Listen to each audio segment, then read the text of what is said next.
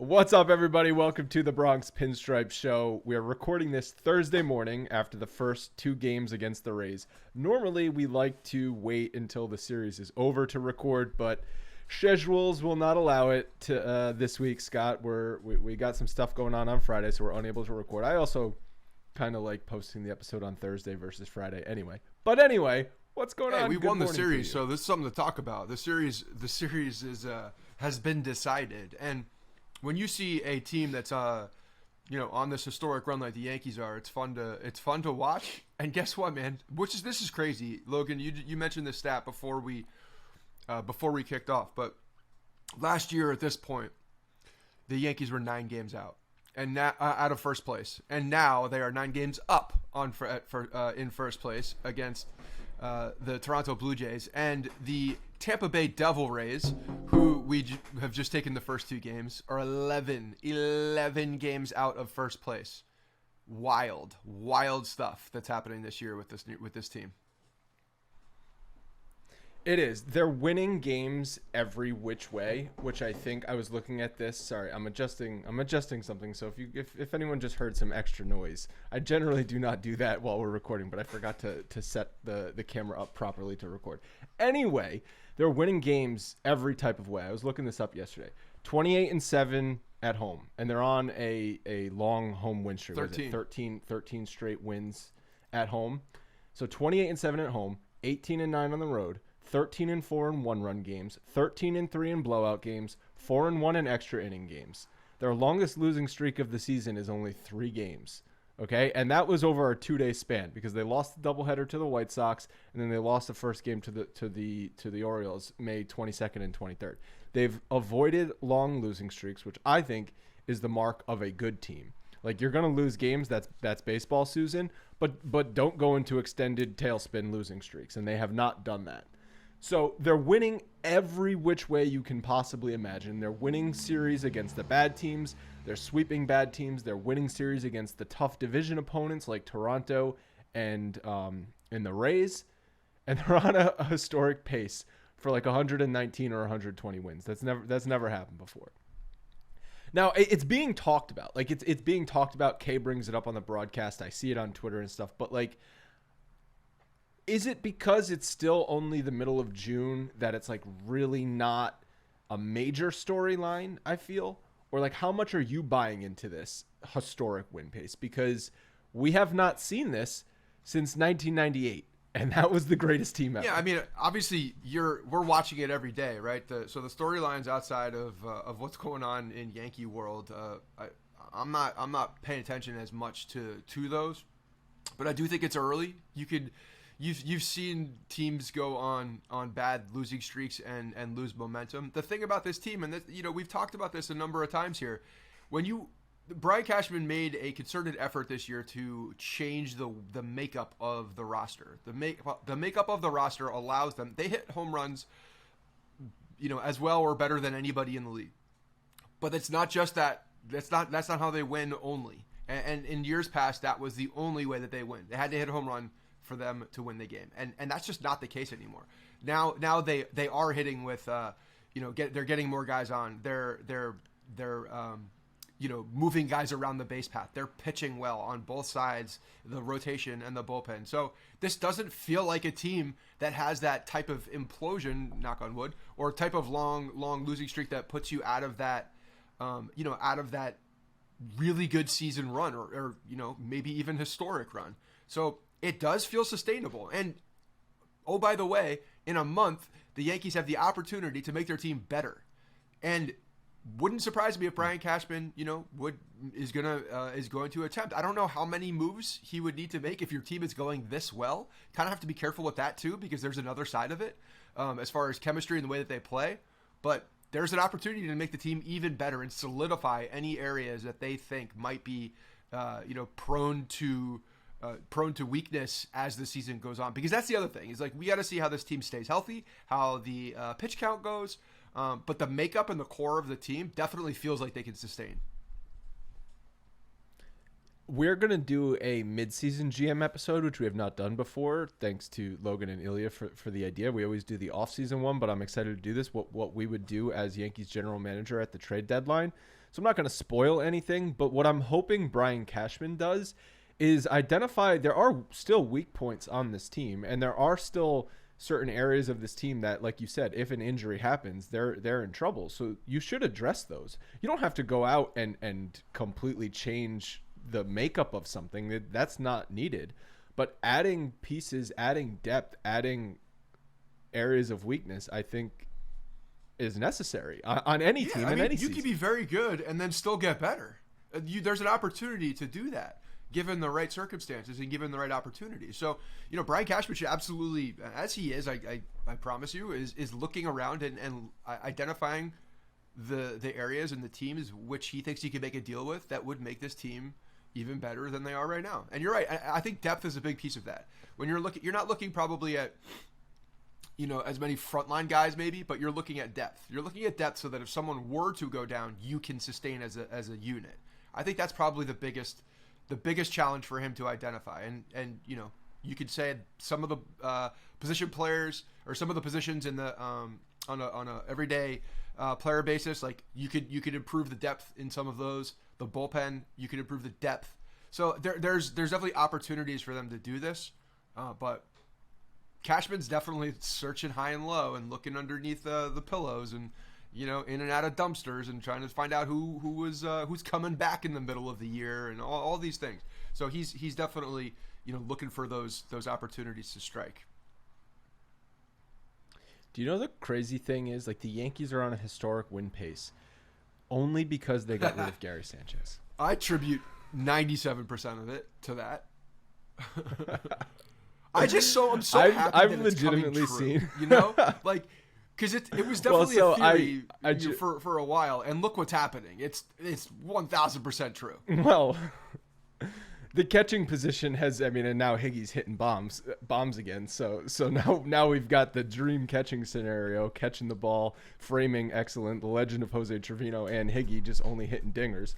But I was joking about this because in our Facebook group, the Bronx Pinstripes show, I saw someone who posted, like, it's just amazing that getting rid of Sanchez has had this impact. And I'm like, well, that's not the only reason, but I think it is a factor. It's a bigger factor than I think we realize. And it's not even necessarily Gary Sanchez's fault. It is, right? It's like, it's very much partially his fault. Well, it's a little bit. But it's what Gary Sanchez represented that they got rid of. I disagree. I think it was exactly what he actually portrayed as well, what he put on the field. No, the type of player that Gary Sanchez was, right? Like, he's an all-or-nothing offensive player. He was a bad defensive player, and he was a player that they couldn't even trust with the number one and the starting rotation. That's not representative. Right? That is actual facts that are happening out in the field. No, I know, but they had a lot of players, I feel like, on the roster like that. Like, again, I was not a Luke Voit hater, but Luke Voit was another one of these, like, one-trick pony players who was terrible defensively, who was getting injured left and right, who at the plate when he was like, yeah, like his advanced metrics look great, right? Like, eye-popping exit velocities and his expected weighted on base average is great. It's like, then you watch him, you use your eyeballs, and he's up in a big spot where you just need a fly ball and he's trying to hit the ball out of the ballpark. And it's just, like, frustrating. It was like that type of frustrating player up and down the lineup that they had. They still have some of those players, Joey Gallo, but they have other players now too. And just the pieces, like, if this is a Tetris game, the pieces actually fit together versus just like a jumbled mess, which is what Correct. It was the last couple of years. They fit. They're complementary. And the biggest, to what you're saying here and why I disagree with your point that's driving this is that you can't have that flimsiness in the catcher position. The catcher position is arguably the most important position on the baseball diamond. The most important, because he is controlling the game with the pitching staff. He's calling the game, so he has to know the opponent the opponent's offense. He's setting the tone. He's the field general. He's calling the plays to the rest of the field when needed. He is that guy. He is supposed to be that person. And Gary Sanchez was just never that guy. He never turned into that person. So that's what it was such a problem for this team. you can hide a first baseman. You can avoid that and still be a decent team. You can't do that with a catcher. You can't. Your pitching staff gets affected. The whole sentiment and the tone of your team gets affected. And when you can't rely on that one person, it affects everybody on the squad. Absolutely.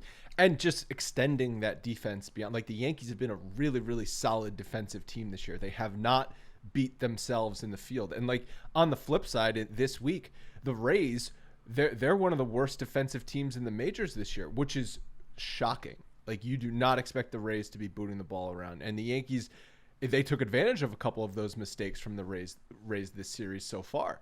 But, like, that's just another thing that's night and day versus the Yankees last year and this year, is that even in games when the offense isn't hitting or the pitching might be allowing, a couple of runners on base, the defense steps up and bails them out. That has not happened in a long time. Again, that's what they Brian Cashman went out, and instead of going after some of these flashy offseason signings that a lot of Yankees fans needed on this team, he went out and solidified the defense. He solidified, some of these spots that are crucial to, crucial mechanisms to a winning team. And you build up the middle in any sport, in every sport. You build up the middle, and it's no different here. IKF, solid defender. They went defense in catching position, and you're seeing the difference. It's just a massive difference. Glaber at second is a different player. Crazy how that happens. You shift 20 feet over on a baseball diamond, you become this different guy. But it's true. Credit to them for finally just saying, you know what, that is what's happening here. Let's fix this permanently and figure it out. So, and Donaldson's been good at third as well. I know we've had multiple guys playing third base. You have DJ now being able to play everywhere, which is just good. And Donaldson is solid defensively. So they're and the outfield defense, since Judge has been playing more center field, Judge has been playing a really good center field, and it's actually made Gallo a better player because he's now playing right field, which is where he's more comfortable and a plus defender. And it's allowed Hicks to go to left field, where Hicks is just better off too. So it's just like even the outfield has upped their game actually with Judge moving to center, which I would not have expected. Like I know Judge could have played center, but I wouldn't have expected the defense to get better with Judge. I mean, it's when you watch how they closed out the game the other night with that deep fly ball to left center. I mean, that was a hell of a play. He tracked it beautifully. The guy takes 3 steps and he's on the warning track. No problem. Can of corn. That's another reason, like whenever it comes time for MVP voting, and hopefully Judge is still having an amazing season. That's what I hope. Like that's what the MVP in my mind is. It's not just best statistical player, and hopefully the voters recognize like, oh, this guy went over to center field, which he was not a center fielder before this year, and provided so much added value to this team in addition to the offensive production, leading the league in home runs, on pace to break 60 home run threshold for the first time a Yankee has ever done that since Roger Maris. So it's like all of those other factors in addition to the center field. I mean, defense. His case is being made to perfection right now. Honestly, he's doing everything you possibly should do to be in serious contention and not, if not win that award. Also, baseball tends to do this occasionally too. When you look back at history and you understand what happens in previous years, a lot of people could say that Judge got snubbed on an MVP vote. And I think that does play into a little bit of consideration in the back of people's minds, because there was at one point a deserving opportunity for him to win that award. And when you're looking at the campaign that he's putting in right now, again, June, let's see what happens here, knocking on wood, but the guy's doing everything you possibly can. And the center field switch happened so early in the season that we're going to look back and he was center fielder the entire year, basically. Well, at this rate, he's going to play more center 100%. Field than right field. So that's yeah. There's no question. So you're saying the MVP voting is like the Oscars voting. It's like, well, when you should have won in previous years, they're going to give you the legacy award later in your career. Although this is shaping up to be Judge's best season ever, so you can't even say that like 17 was his best year. Like this is right, but it's just that little extra layer of defense in the award in the way that they do the awards. You know what I mean? Like it's just that little extra layer to get in their heads so that they understand that yes, he's having it, but don't you try to do that. Don't you try to pull some bullshit and throw in some other person just because they're not on the Yankees. Don't you do that. Look back. Remember what happened. Remember how this guy carries himself. We all know you don't like Albert Bell and you held bias against players. Well, reverse that. Make sure that you understand who this guy is and that he is very well deserving, not only statistically on the offensive side, but defensively and off the field. He's got everything you need. What year you're alluding to with Albert? It's just Bell? Writers hate Albert. You look at Albert Did Bell. He win MVP over someone? No, I'm stopping because I'm going to open up a wormhole. But you look at his stats for even Hall of Fame, and wow. Well, yeah. I'm just saying. Well, I wonder why. He was also he's a Class A douchebag. Yeah, hated person. Yeah, like he was a but that's my point. Person, like, let's make sure that the other side is seen too. Judge is not hated. Judge is that your point? Judge is not. Yes, got it. So we have Manscaped on the pod. Manscaped is advertising on this episode, which I'm very excited about. We're going to be adding a little wrinkle to the Manscaped Nut Up. A wrinkle to the Nut Up moment? I'm going to make the case. I didn't even plan that, but it's perfect. I'm going to make the case for a certain moment, and you're going to make the case for a certain moment, and then maybe Logan can be the deciding factor here. But Manscaped has all the dads out there and people buying gifts for dads covered this Father's Day with the Performance Package 4.0. Inside this package, you will find the Lawnmower 4.0 trimmer, Weed Whacker, ear and nose hair trimmer. I feel like when you become a dad, Scott, I don't know if this happened to you, just like hair growing out of your ears and nose. Like that's only when you're a dad. Or maybe it's when you get old. It's the old thing. Got it.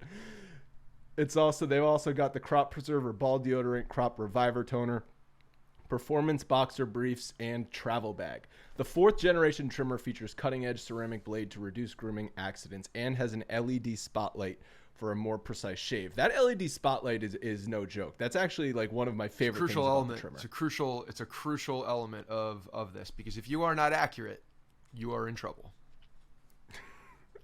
It's also a chargeable trimmer, which I appreciate. You don't got to mess around with batteries. It's waterproof, and it comes with multiple blade attachments for different length trims. The performance package also includes brand new Boxers 2.0, packed with revolutionary features like the Jewel Pouch, designed to cradle the boys in their own special place. Whoever's naming the products at Manscaped, just like round of applause. Like I want to see the whiteboard where they're coming up with all of the names of the products.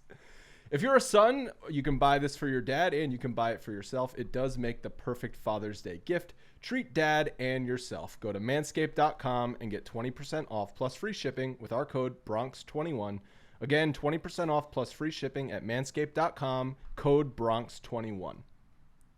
I'm going to make the case for Tuesday when Garrett Cole got out of the 6th inning bases loaded jam with the huge double play ball. The 6th inning on Tuesday was a wild, bizarre inning. Yandy Diaz leads off with the bloop single. There's a grounder back to Cole, and then there's that weird play where IKF and Glaber both converge at second base. That's actually like we're just praising the Yankees defense. That's a miscommunication defensive play. Like you got to know grounder back to Cole, who's going to be covering. IKF is running from short, so it kind of makes sense that that's who takes the throw because the momentum is going to first base. That's who's supposed to take the play, and that's who Cole threw it to. Like he threw it, but Glaber fields it. And he looks like he comes off the bag. Looks like he wasn't even close to the bag. And they replay it, and it still, in my mind, was like super, super close. I'm surprised they overturned it in the Yankees' favor. Thankfully, they did because it helped the Yankees get out of the inning. But I don't know if you saw this in Boone's press conference after the game. He was very, very animated about this play. He got up and started acting out the play and how they've studied how you don't come off the bag unless you have to dive. Like, your momentum will not take you off the bag. You're going to hold the bag. Your toe is going to hold the bag. And then, like, the zoom in shot, I mean, it's like that black dress, like gold dress, blue dress. It's like sometimes I look at this thing and I'm like, oh, he's definitely on the bag. Sometimes I look at it and I'm like, no, he's off the bag. It's like an optical illusion. After the game, Yandy Diaz said a 5-year-old would have been able to see that I was safe. So obviously Yandy Diaz was pissed.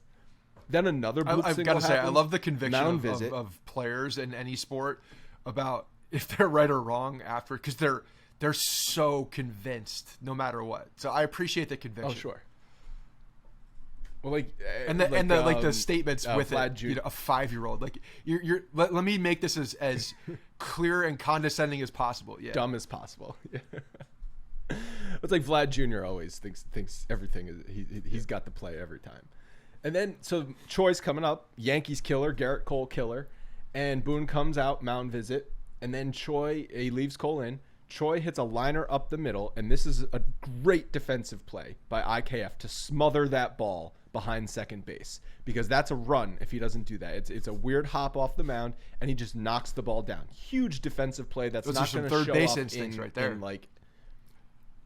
Right, like that's not going to show up in the box score because it is a hit, but that's a good defensive play. And then Arozarena grounds into a double play. That double play ball was absolutely the nut up moment for me. Cole was fired up. If Arozarena gets a hit there, completely different tone about that game, about Garrett Cole, about a lot of things. Yeah, no, I don't disagree that was the leader in the clubhouse, no doubt about it. And you also see the reaction that Cole gets. I mean, the fact that guy wanted it so badly, and he didn't do it with the strikeout. He got it with the ground ball, which is, you know, tip your cap to that. You played to what you needed at that point and got exactly that. So, I hear you. I will counter you with my moment. And my moment was the Higgy home run. And the reason why I think this was such a classic nut up moment was because it was max pain, maximum pain. You have an opportunity to score against Garrett Cole. You definitely want to make sure you take advantage of that, no doubt about it. But there was also, you know, it's hard to do that against Garrett Cole. We're going up against McClanahan, who's been one of the best pitchers in baseball. I mean, this guy's sub-2 ERA. He's nasty. And when you get an inning like the Yankees got with an error, Margot in right field, dropping a ball on the line, clearly taking his eye off it. You mentioned that the Rays not playing well defensively, which is a surprise. I mean, that was just a classic bonehead play. Take your eye off the ball and just extend the inning. And when those innings get extended, you want them to pay for that. No matter whose fault it is, that's a team pain moment. And when they fell behind on IKF makes a lot of contact, a lot of base hits. Don't want to mess with him anymore. Put him on first. Let's go after Higgy. Higgy is much more. McClanahan obviously there were better numbers. There were a lot more confidence against him. And Higgy said, "You know what? Come at me, bro."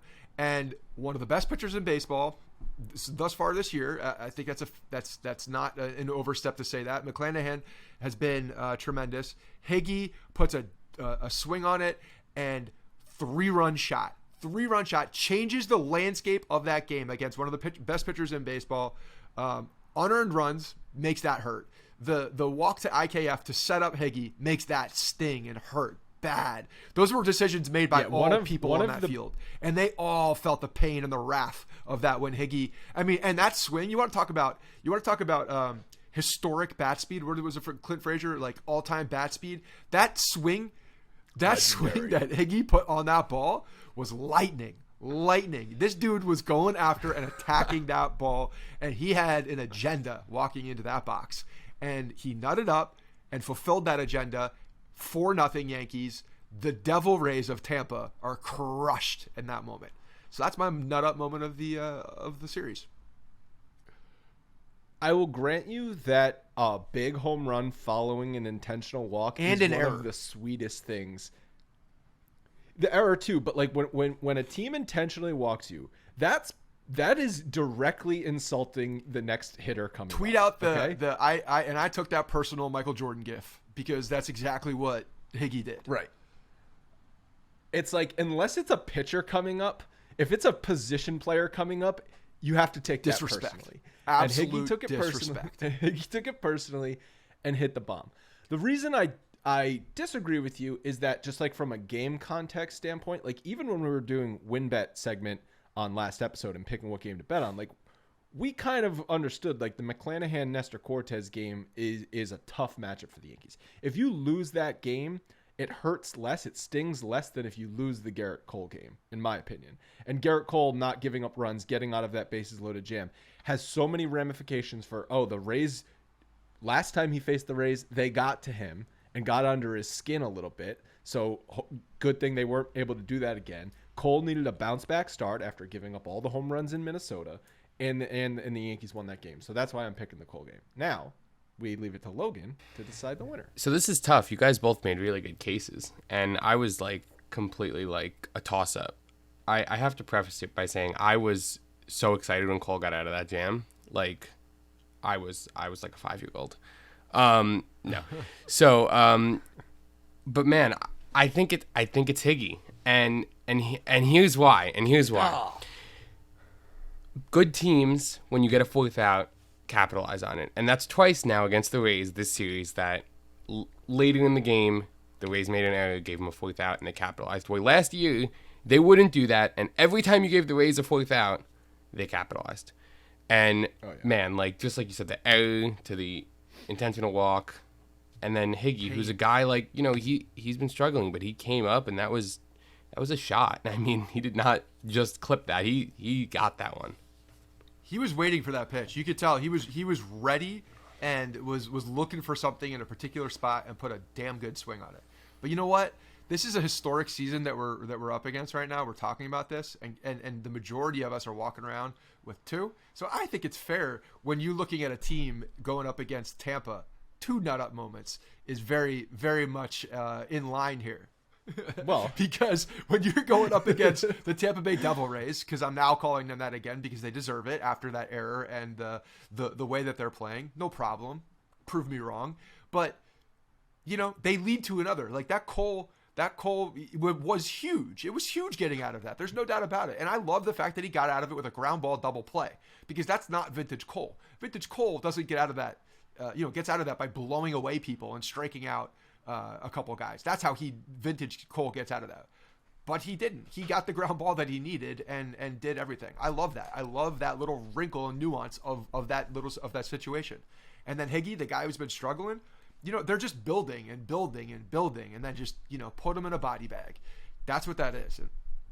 And they hung on. Yeah. They hung on to that game, which was for tough sure. in those late innings. Logan, can you put out a Twitter poll right now asking what the Manscaped Nut Up moment should be? Cole getting out or the Higgy bomb? And also tweet at us at YankeesPodcast what you think the Manscaped Nut Up moment should be.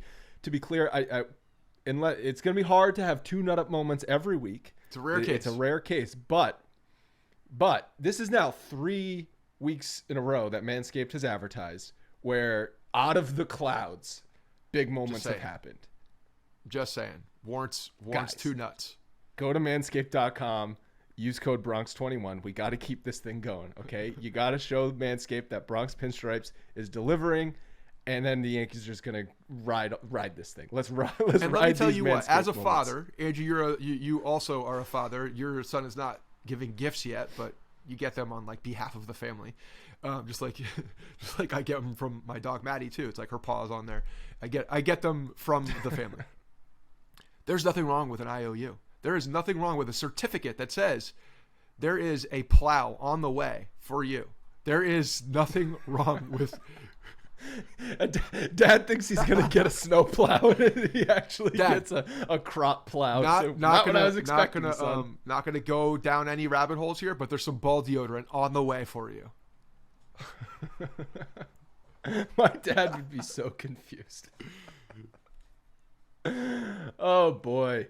Well, speaking of grooming, Yankees are growing mustaches. Do you think how long before more guys on the team grows a mustache? This is like 2015 throwbacks when they all Do we want vibes of 2015? Honestly, right now, do we? It was That fun, was actually. fun for a little while. I mean, that team Yeah. was jiving for a while, and then age caught up to him. I don't know that I don't think that's gonna happen to this team. I think Lucas Licky should rethink the mustache, to be honest. Well, you got to let it grow in a little bit. It's unfair to judge a mustache before. Well, like, it's also 2 got weeks. to get a little more color to it, because the flesh colored mustaches are. But so A flesh colored mustache is not a great look. growing a mustache on the Yankees, like, it makes sense because it's all you could do. as part of the facial hair policy established in 1974. It's the only thing that you Because can mustaches grow were on your sweet in the face. 70s.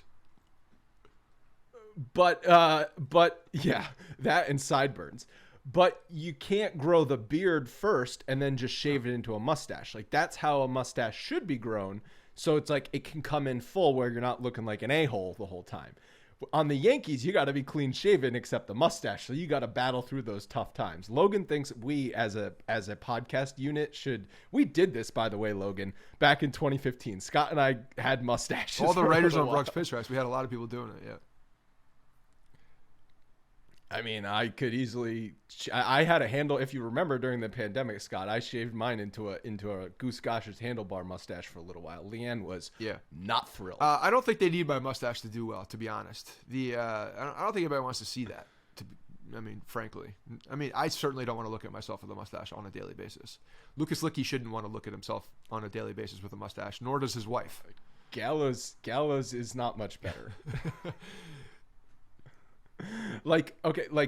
Here's another thing with Nestor Cortez is great, but Carpenter had the luxury of having a thick ass beard prior to the mustache. So he comes in, boom, that thing is Carpenter strong also from has the get-go. the makeup where he probably grows that thing in an afternoon. Like that thing, that's a strong push broom right there. That thing is no joke.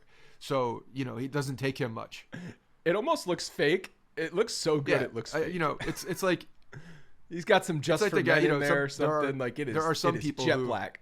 you shave in the morning and then you need to some guys they need to shave again in the afternoon. Like, it comes in that thick and fast, depending what ethnicity. Yeah. There are very, very hairy guys out there. So I saw a great stat this week that Cole that was his 12th scoreless start since joining the Yankees, and that's the most by any AL pitcher over that span. Which, scoreless start, could be 5 innings, no runs, could be 8 innings, no runs. But the fact that there are, and I don't know, if I were to guess, like if you were to had just asked me how many scoreless starts has he had since 2020, I probably would have said around 10. Like that feels right. But the fact that it's the most in the American League, I guess, is the cool It is. part. I think it also speaks to the staying power of a guy. There's so many guys that are getting hurt that they don't even have the opportunity to get to that point to have sustained success. So he's had a long road of sustained success ever since he left Pittsburgh, and the guy's been good. But yeah, that stat is actually not surprising to me. I agree with you. I would expect it to be, probably around there. My guess would probably be close. It would be double digits. I don't think this stat takes this into account, but I would like to see scoreless starts of like a certain inning amount, like maybe 5 innings minimum or even 6 innings minimum. Like, who's leading in that? Because again, with all like especially over the last couple of years, like openers and stuff like that, like 4 innings, no runs in my mind is like, that's good, but it's not that. I'm not like thrilled about that start. Like, if you're knocked out in the 4th inning because you have 100 pitches or something like that, it's like, it's just because you haven't given up any runs doesn't mean you've pitched. I have to excellent. assume there's a qualifier on that stat too, but I don't know. Maybe. I don't know. Like, it's like the quality start thing. At least the quality start, 6 innings, 3 runs. Maybe that's not a quality start anymore. That was established in the PED era when the average ERA was like 5. But at least 6 innings, 3 runs. Speaking of quality starts, I think that when we're looking at the ways that some of these guys rebounded, you mentioned Cole on, we wanted to see him have a very good game. It was a good opportunity for him to do that. But the other guy too that I think we were all looking at was Nestor Cortez and how he was going to rebound from his previous start. I think baseball in general is waiting for a shoe to drop there too. And I think he came out and was was effective and was very good. There was some weird moment with the ball coming back to him and hitting him in the head that kind of threw him off a little bit. I don't know how much of that was, the deterrent or the moment that threw him off, and just, or he was just getting up in pitch count and losing some of his control. But he definitely responded, and I think that was a really big thing that the Yankees saw. And the bullpen really, after Cortez left the game, did work, and they had to get out a lot of jams. There was a really weird sequence in the 8th inning with like the 16 minute delay where the umpires couldn't remember a rule. There was just there was confusion over if the Yankees could make a pitching change because there was already a mound visit in that same batter. However, the batter changed because Choi was pinch hitting, and that hadn't been announced when Boone originally the Yankees made the mound visit. So then the Yankees came back out and like, well, we want to make a pitching change. And then Kevin Cash was like, no, you already had made a mound visit. But it's like, really? We got to have a 16-minute delay over this? Like you can't pull like a little rule book out of your back pocket, or you can't have somebody who's like knows the rule book inside and out in Chelsea phoning them in, be like, no guys, it's legal, proceed here, we don't need a freaking 16-minute delay. Although it did help the Yankees get more kind of, but you hear Licky and it was too long. It's too long for everybody on the field. I mean, Higgy was talking about that post game, I think, that you have a 16-minute delay like that and you're not loose anymore. Everybody is just standing around. You're taken out of it.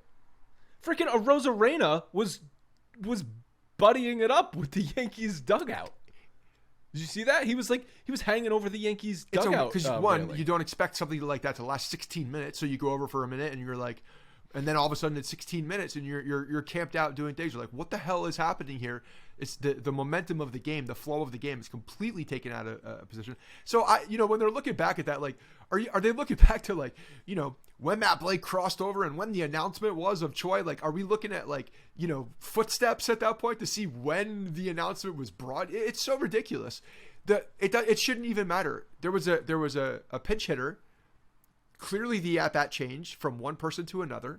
It's not that difficult. It's actually not that difficult. I don't know why it took so damn long to figure out that they could make a pitching change at that point. And the fact that they were not going to let him was crazy. I mean, I have to attribute it to the fact that this rule specifically and the pitcher rule and amount of batters you need to face has changed so many freaking times over the past couple of years that it's like umpires are confused. I guess. I mean, at the end of the day, I'm glad they got it right, but still, a 16-minute delay is really inexcusable for the flow of a game. And Choi ends up getting a hit. Like, I don't know. He's up there as a Yankees killer. He really deserve that hit. I mean, it was a hit. You're right. He has the air of a Yankee killer because he walks up and does damage in certain moments. But I mean, Licky made a good pitch, did what he wanted to do, and it was just one of those that's baseball, Susan moments that the ball fell and it worked out for him. But that's the characteristic of Yankees killers. They'll hit home runs, they'll hit line drives in the gap, and they'll get bloop singles because they're Yankees killers. They just figured out a way. Well, guess what? Yeah. He didn't kill us. Yeah. We weren't dead. They were very much alive and won the damn game. They still won. And Clay Holmes locked it down again, up to 30 scoreless innings. Just been amazing. His ERA is sub 0.3. 0.3 ERA. And Boone said, I guess he spoke on the radio this week, that when Chapman returns, which could be later this month, he plans on using Clay Holmes in high leverage spots, which would indicate Chapman is going back to the ninth inning closer. Who does that speak to? That speaks to one person very, very clearly, I think. It speaks to Aroldis Chapman not being able to pitch in any other inning, right? And if we're going to get anything out of Aroldis Chapman, you and I talked about this early when I was making my bold prediction, and one of mine was that Chapman was going to lose the closer role. I had it to Loizaga late this season. Clearly, there's someone else taking that spot. But the point stands. He has no future on this team after this year. He's not going to be the closer if he struggles at all. But the problem now lies for the Yankees. I'm not saying it's a problem. Let me not be over dramatic here. But the situation lies where Aroldis Chapman knows one thing, and he knows how to pitch in one inning. And if he can't make the adjustment to be able to pitch in another inning outside of a save situation, then he effectively hurts the Yankees because they can't go to him in other spots. And they not only that, but they have to use now their guy that's 30 freaking shutout innings, approaching like records that Mariano Rivera, the only unanimous player in baseball history, has made the Hall of Fame. Records that are approaching him. You have to now pull him from that position and do something else. It affects the flexibility. It affects Boone in a way that, like, even in a moment, let's say the 8th inning, right-handed, there's a guy coming up. If Chapman has better splits, he can't go to him because he's not an 8th inning guy, and that's a problem. What if the highest leverage spot is the 9th inning? Like, it's not always the 9th inning, but sometimes it's the 9th inning. What if the top of the order for the next team is due up in the 9th inning? And you've identified it's a 1-run game. You've identified that's going to be super high leverage. Okay, you said Clay Holmes is your high leverage guy. Or are you sticking to Chapman as the 9th inning guy? Like, we'll see. Yeah, we'll see how this dynamic's going to be interesting.